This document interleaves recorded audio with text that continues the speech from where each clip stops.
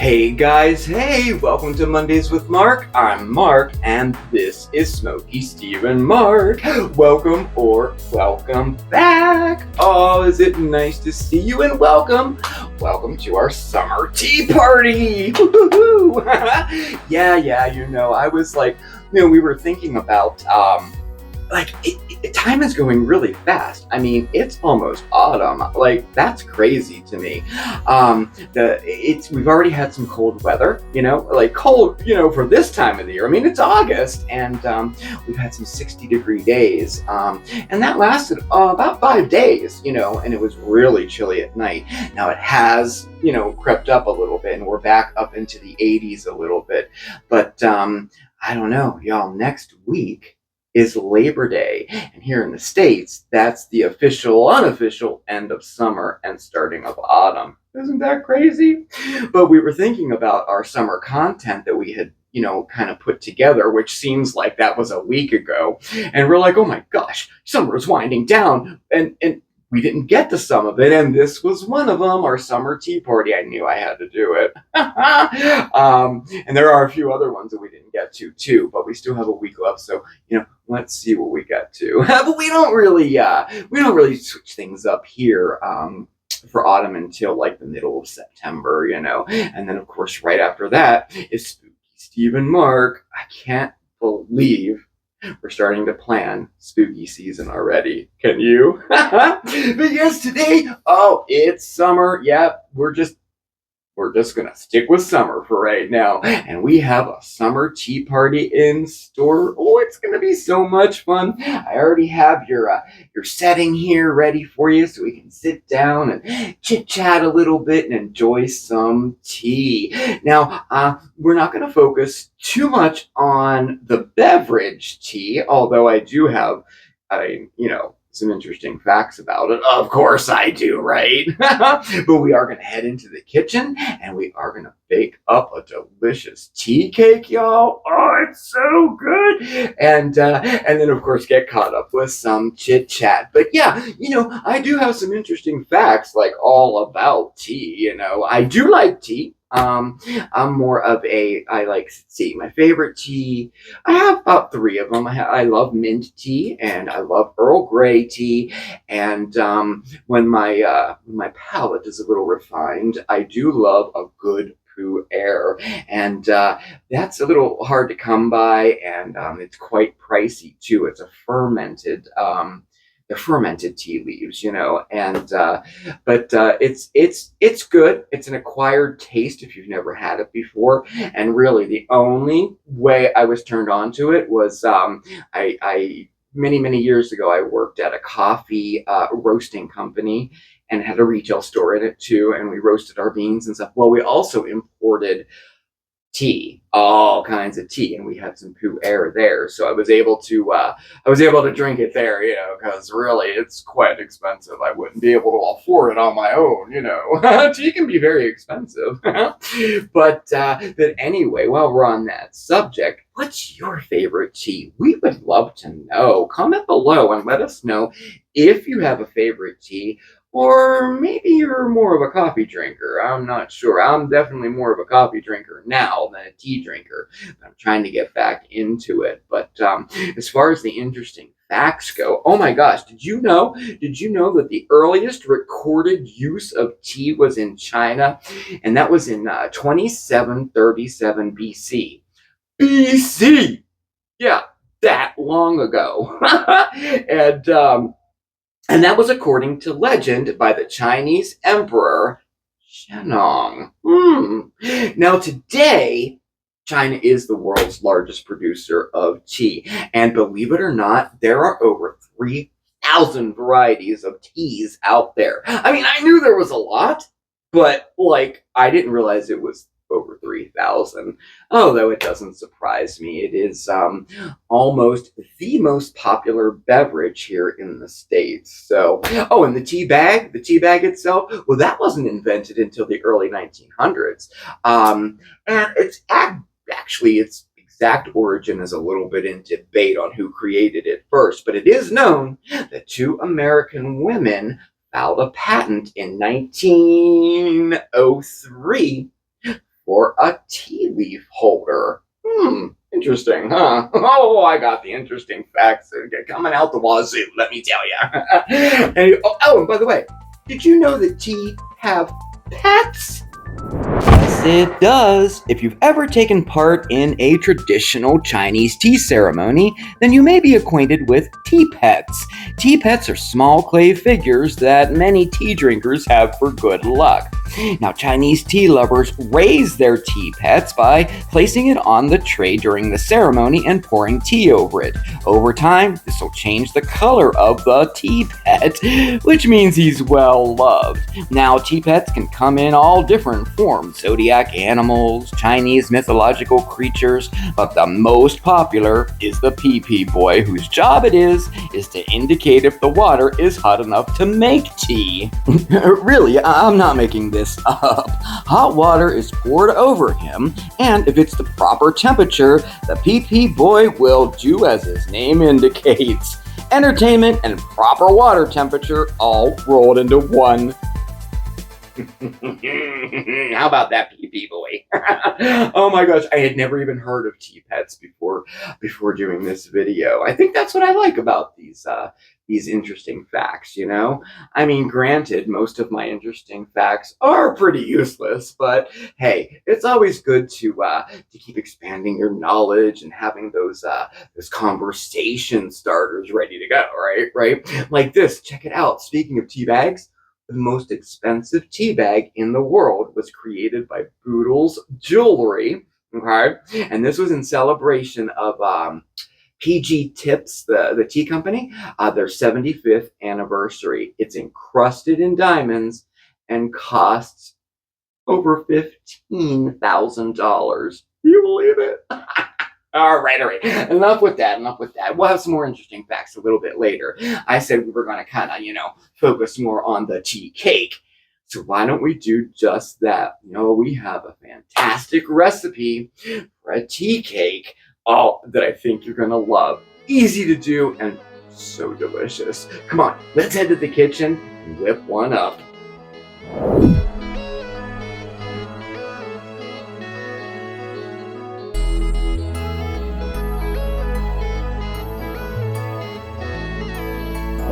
Okay, so we're in the kitchen, about ready to make that recipe, but first, this recipe actually has an ingredient that we have to whip up first, and I do mean whip up. Oh man, and you know what's good about this? You can keep this ingredient and use it in the future for other things too, or you can gift them to friends. We're going to be making some cinnamon sugar compound butter. So in my bowl here, I have 2 sticks of unsalted butter at room temperature, all nice and softened there. And then we have 2 teaspoons of ground cinnamon and a 1/4 cup of sugar. And y'all, this is so easy. All we're going to do is use some electric beaters here, and we're going to mix this up until it's nice and whipped and creamy. Alright, just like that. That's all there is to it. It's done. So now what we can do is get yourself an airtight container, or maybe a little container like this here. And we're going to just kind of put that in there. Y'all, this will last in the refrigerator for months and months. You can even freeze it if you'd like. It's perfect for cinnamon toast, yep, for using in recipes. And what I'm doing with this is I'm making a little kind of hostess gift, actually, or a little gift that you can give to the people who come to your tea party. Oh yeah, nothing better than a nice compound butter, especially sugar cinnamon. All right, so now we have our sugar cinnamon like this. We're going to keep about 2 tablespoons aside to use in our recipe, but I'm going to go ahead and make these look all pretty to give away to the guests at my tea party. So I just have some parchment paper here, and we're just going to wrap it up. Wrap it up, and then we just have some jute here, or some twine, or a ribbon or something, and I'm just going to tie it together so it's nice and tight. A little bow like that, and then I'm gonna flatten all the edges around like that. And a little poof out here. And ta-da! Don't they make cute little gifts? I think they do. Really, really nice. Now just store those in the fridge or in the freezer, and you are good to go. All right. Okay, on to our tea cake, y'all. This recipe is so simple to make. It's one of my favorites, and I actually got this recipe from an Australian cookbook many, many years ago, and so I guess it would be Australian in nature. I don't know. We are gonna make an apple tea cake that is just gonna knock your socks off. So let's get started. As far as our ingredients go, in my bowl here, we have 1/3 of a cup of softened unsalted butter, and then we have 1/2 cup of sugar. And this 2 teaspoons of vanilla, homemade if you got it, 1 egg, and this is about 2 tablespoons of that compound butter we made, all softened up at room temperature. 1/2 of a cup of milk, and this is 2 medium-sized apples, Pink Lady, Granny Smith, whatever kind you like, which we peeled, cored, and then we just kind of coarsely grated there. And then this is 1.5 cups of self-raising flour. Okay, I know.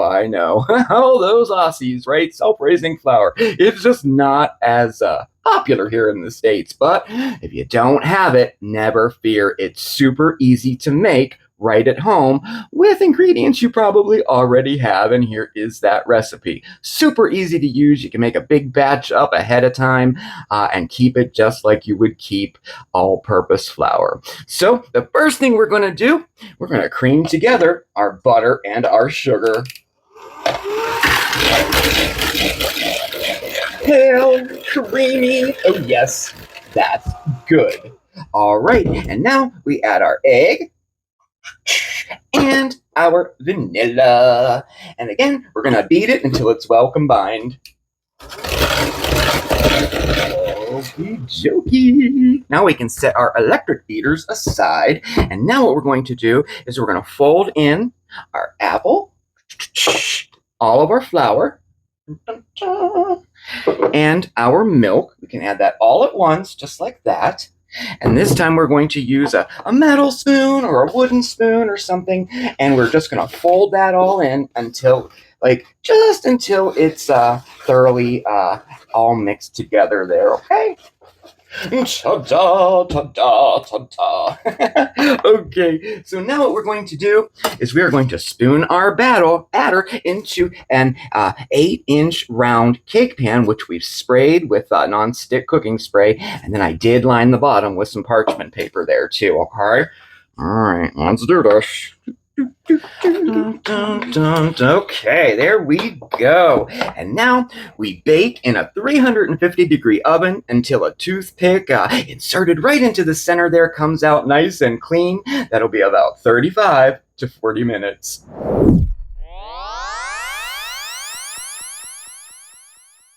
Ooh, ooh, ooh, ooh, ooh. Oh, it looks good, y'all. Sure does. I did do the toothpick test, but we'll go ahead and do that again. We're all good. A few little crumbs, but that's totally fine, okay? So now what we're going to do, we're going to let this rest for 10 minutes. It'll settle down a little bit, and then we'll put that yummy topping on it, okay? Okay. Okay, so it's been about 10 minutes and we're still nice and warm here. So now this is where our compound butter comes in. Using a pastry brush, see how nice and soft it is? Oh yes, left it out most of the day because I wanted it to be as soft as possible. We're gonna brush the warm cake with our compound butter. Oh yes. And we're using, about 2 tablespoons worth here. You can use more or less to your taste, but it'll get down in all those little crevices and make a nice glaze on top. I like to get it around the edges too, let it soak down in there. gosh. But I mean, really, it's an apple cinnamon tea cake, and this is the only cinnamon that is in the recipe. So we do use it all. Okay, there we have it. And finally, oh yes, to finish things off, some coarse sugar right on top. Oh, look at that. Oh, wow. A work of art, if I do say so myself. So now what we're going to do is let this cool down completely and then slice her up. However, there you have it, our apple cinnamon tea cake. Oh, yeah.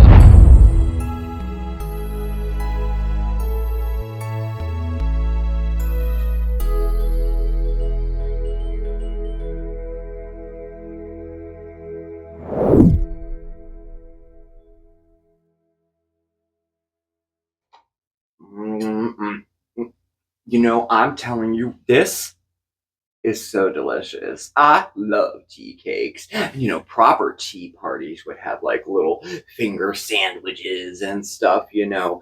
Next time we'll make up some finger sandwiches, but I knew I wanted to do this one because this recipe is fantastic because you can swap out the apples for whatever fruit you want. You want a blueberry one? Use blueberries. Peach, you can mix them, do an apple blueberry, strawberry, cherry, whatever type you want. And it works out perfectly well, you know. So I really hope you enjoyed that recipe. You really got to try it. It's very, very easy. And as you can see, it's very delicious too. So, oh my gosh. Oh, where were, okay, interesting facts. Well, you know, tea leaves grow on bushes, not trees. However, the tea bush can grow up to 100 feet or more. Now, you know, and they can live for more than 50 years too. Now, that is if they're not like, you know, trimmed down and that. And the majority of them are these days for easy maintenance and for harvesting, you know. So, you know, there's that. Oh, and by the way, did you know that the cream tea was invented by 10th century monks? It was. There is evidence in manuscripts that 10th century monks indeed invented the cream tea. After Tavistock Abbey was damaged in a Viking raid in 997 AD, the monks served bread with clotted cream and strawberry preserves to local workers who helped rebuild it. Well, it was an instant hit amongst the locals, and the monks started serving it to passing travelers, and thus the Devonshire cream tea was born.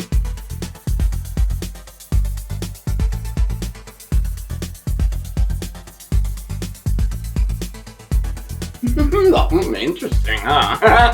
And of course, you know, lastly, tea is packed full of health benefits. Of course, I probably didn't have to tell you that. That's definitely not an interesting fact, but it is. I mean, from, you know, the antioxidants and, you know, depending on the type of tea, there's ones that are perfect for an upset stomach. Ginger tea, oh my gosh, always calms my stomach, as does mint tea. I love mint tea too. And there's nothing better than fresh mint from the garden, drying it out, making some tea from it, which is what I'm going to do this year for sure. I have tons of mint out there, and I'm anxious to try the other varieties I have this year. I have chocolate mint, strawberry mint, and ginger mint. So I'm going to make those up into some tea bags and see how it turns out. I'll be sure to let you know too, okay? All right. Well, my goodness. Now I'm totally hydrated. I'm totally full. I'm a happy guy. Thank you so much for spending your time with me today at our summer tea party. I hope you had a good time. It was very nice, you know, talking with you and enjoying a little tea cake and some hot tea. It was really, really nice. It was. Yeah, thank you so much for watching, everybody. Definitely hit that subscribe button and the notification bell so you know when we have a new video coming out. You can check us out over on social media. That would be X, Facebook and Instagram, and all of our contact information is listed right down below. That would be our post office box and our email address as well. If you have a question about anything we talked about today or a recipe or anything, just shoot me an email, okay? Thank you again. You have a fantastic week, okay? And I'll see you next time. Ciao, everybody! Ooh, I want another piece of cake.